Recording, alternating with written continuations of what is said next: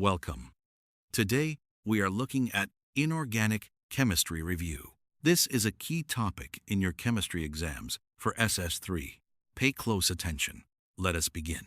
First, let me review what inorganic chemistry is. Inorganic chemistry is the study of compounds that do not contain carbon. However, some carbon-containing compounds, like carbonates, bicarbonates, and oxides, are studied in inorganic chemistry. Inorganic chemistry covers the properties and reactions of elements and their compounds. It includes the study of metals, nonmetals, acids, bases, salts, and coordination compounds. Inorganic chemistry is essential for understanding the materials that make up the Earth. It is important for industry, medicine, and environmental science. Understanding inorganic chemistry is essential for understanding the world around us. Now let me review the periodic table. The periodic table arranges elements by atomic number. It has 7 periods and 18 groups. Elements in the same group have similar properties. They have the same number of valence electrons. The periodic table shows trends in atomic radius, ionization energy, electronegativity, and reactivity. Atomic radius decreases across a period and increases down a group. Ionization energy increases across a period and decreases down a group. Electronegativity increases across a period and decreases down a group. Reactivity of metals increases down a group and decreases across a period. Reactivity of nonmetals decreases down a group and increases across a period. The periodic table is a powerful tool for predicting the properties of elements. It is essential for understanding inorganic chemistry. Now, let me review the properties of metals. Metals are elements that are good conductors of heat and electricity. They are malleable and ductile. They have a metallic luster. They lose electrons to form positive ions. Metals are found on the left side of the periodic table. The alkali metals are in group 1. They are soft, silvery metals. They are very reactive. They react with water to produce hydrogen gas and an alkaline solution. Sodium and potassium are common alkali metals. The alkaline earth metals are in group 2. They are harder and less reactive than alkali metals. Magnesium and calcium are common alkaline earth metals. The transition metals are in groups 3 to 12. They are hard, shiny, and good conductors. They have variable oxidation states. They form colored compounds. Iron, copper, and gold are common transition metals. Metals are extracted from their ores by reduction. The method of extraction depends on the reactivity of the metal. Highly reactive metals like sodium and aluminium are extracted by electrolysis. Less reactive metals like iron and copper are extracted by reduction with carbon. Now, let me review the properties of nonmetals. Nonmetals are elements that are poor conductors of heat and electricity. They are brittle. They do not have a metallic luster. They gain electrons to form negative ions. Nonmetals are found on the right side of the periodic table. The halogens are in group Sitten. They are reactive nonmetals. They have 7 valence electrons. They gain 1 electron to form negative ions. Fluorine, chlorine, bromine, and iodine are halogens. Chlorine is used in water treatment. The noble gases are in group 18. They are unreactive. They have full valence shells. Helium, neon, argon, and krypton are noble gases. They are used in lighting and welding. Oxygen, nitrogen, and sulfur are important nonmetals. Oxygen is essential for life. Nitrogen is used to make fertilizers. Sulfur is used to make sulfuric acid. Now let me review the oxides. Oxides are compounds of oxygen with other elements. They are classified by their chemical nature. Acidic oxides are oxides of nonmetals. They dissolve in water to form acids. For example, sulfur dioxide dissolves in water to form sulfurous acid. Carbon dioxide dissolves in water to form carbonic acid. Basic oxides are oxides of metals. They dissolve in water to form bases. For example, sodium oxide dissolves in water to form sodium hydroxide. Calcium oxide dissolves in water to form calcium hydroxide. Amphoteric oxides are oxides that can act as both acids and bases. They react with both acids and bases. For example, aluminium oxide reacts with both hydrochloric acid and sodium hydroxide. Neutral oxides are oxides that are neither acidic nor basic. They do not react with acids or bases. For example, carbon monoxide and nitrous oxide are neutral oxides. Peroxides are oxides that contain the peroxide ion. They are strong oxidizing agents. For example, hydrogen peroxide is used as a bleach and disinfectant. The classification of oxides is important for understanding their properties and uses. Now let me review acids, bases, and salts. Acids produce hydrogen ions in water. They turn blue litmus red.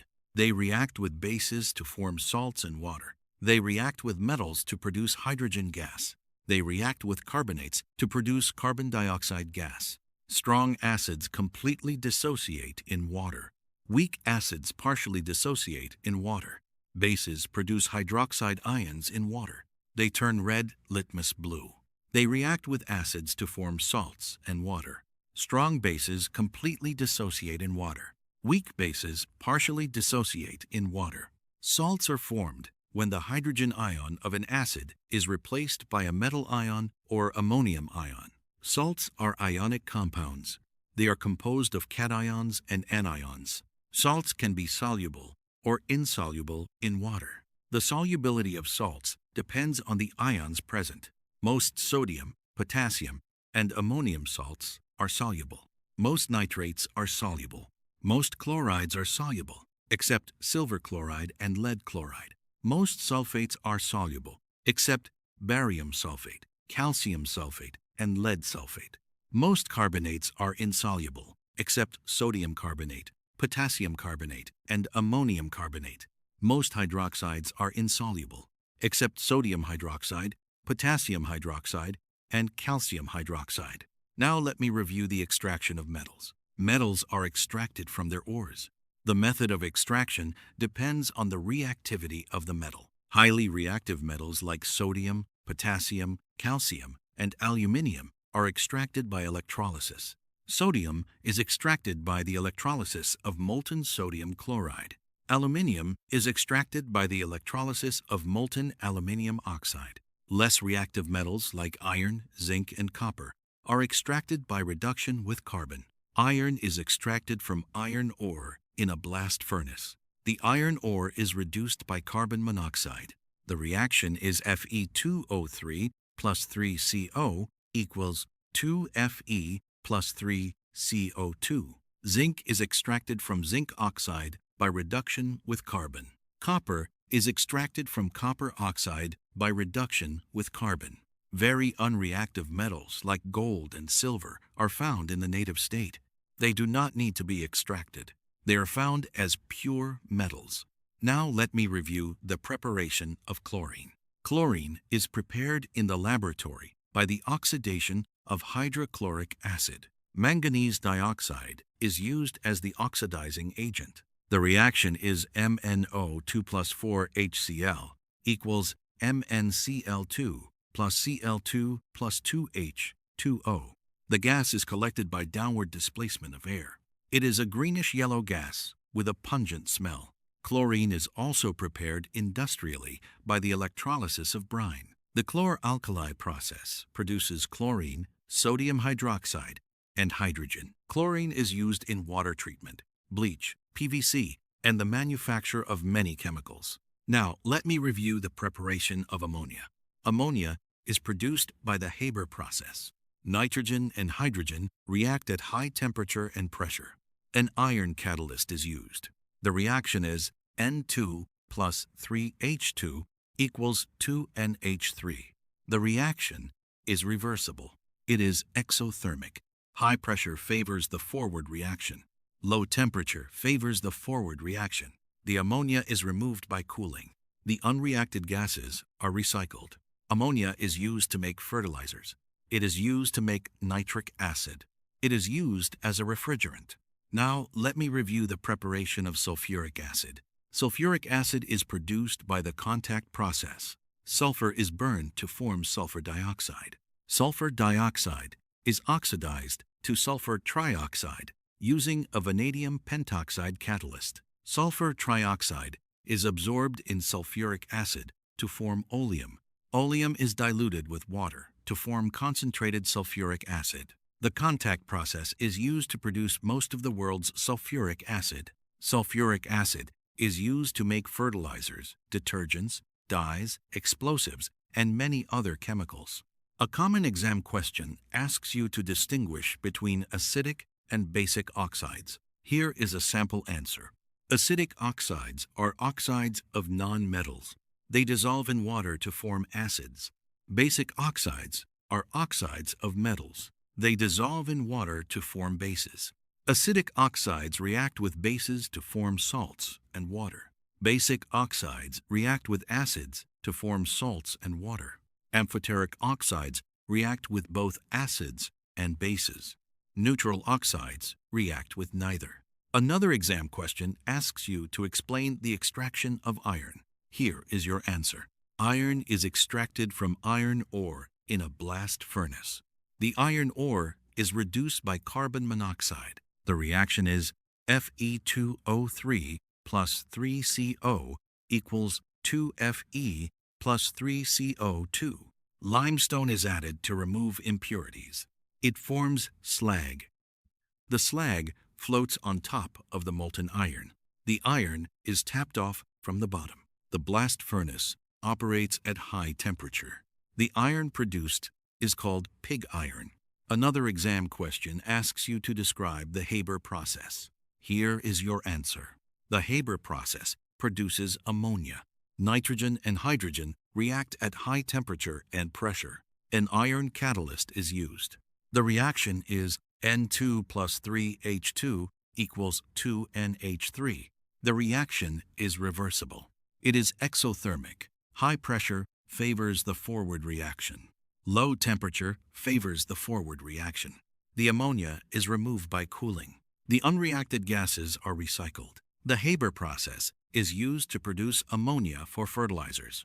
Let me give you a quick summary. Inorganic chemistry is the study of compounds that do not contain carbon. The periodic table arranges elements by atomic number. Metals are good conductors and lose electrons. Nonmetals are poor conductors and gain electrons. Oxides are classified as acidic, basic, amphoteric, neutral, or peroxides.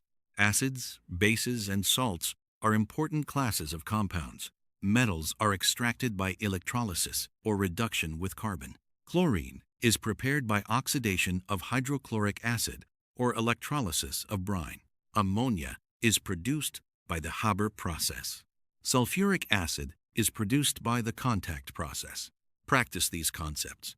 When you have them down, move to topic 9.